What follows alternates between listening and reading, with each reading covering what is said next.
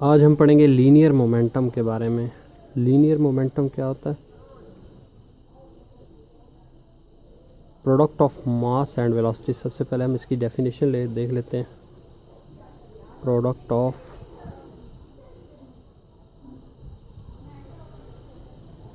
Mass and velocity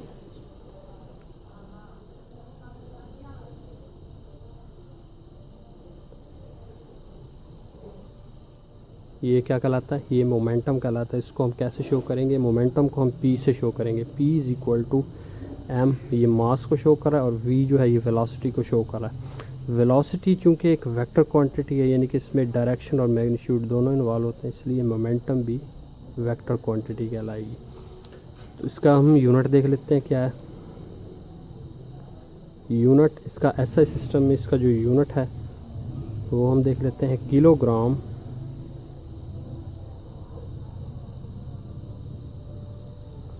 metre पर second. ये इसका SI सिस्टम में यूनिट है। दूसरे लफ्ज़ों में इसको कैसे लिखेंगे यूनिट की शक्ल में? kg मीटर पर सेकेंड या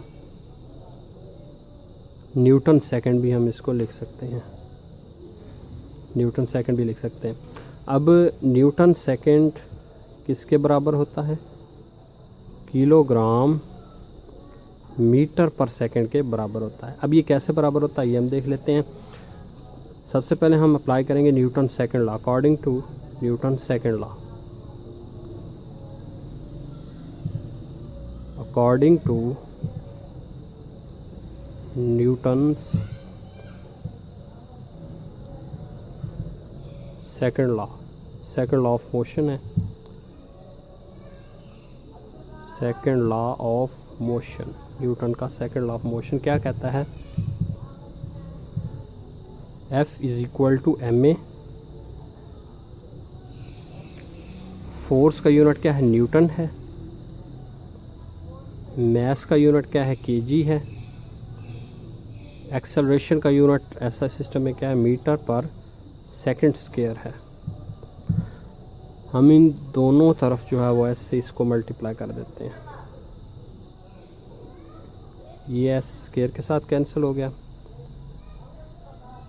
पीछे क्या बच गया? Newton second equal to kg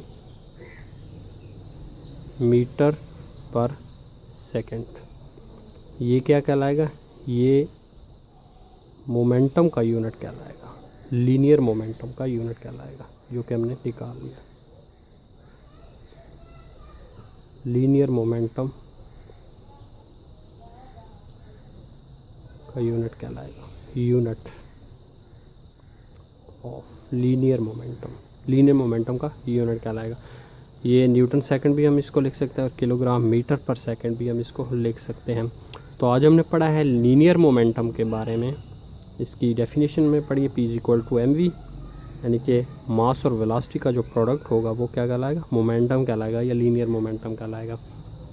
तो वेलोसिटी चूँकि एक वेक्टर क्वांटिटी है, इसी वजह से मोमेंटम भी वेक्टर क्वांटिटी कहलाएगी। यूनिट जो है वो इसका किलोग्राम मीटर पर सेकंड है, या न्यूटन सेकंड भी हम इसको कह सकते हैं। तो इसके बाद हमने न्यूटन सेकंड हमने निकाला kilogram metre per second by according to Newton second law of motion. F is equal to ma। Mass force का जो यूनिट है न्यूटन है, और मास का किलोग्राम है। एक्सेलरेशन का मीटर पर सेकंड स्क्वायर है। दोनों तरफ हमने s के साथ मल्टीप्लाई कर दिया, कैंसिल आउट हुआ। तो क्या चीज़ हमें हासिल हुई? किलोग्राम मीटर पर सेकंड हासिल हुआ, जो कि यूनिट है लीनियर मोमेंटम का। तो आज हमने पढ़ा है लीनियर मोमेंटम के बारे में।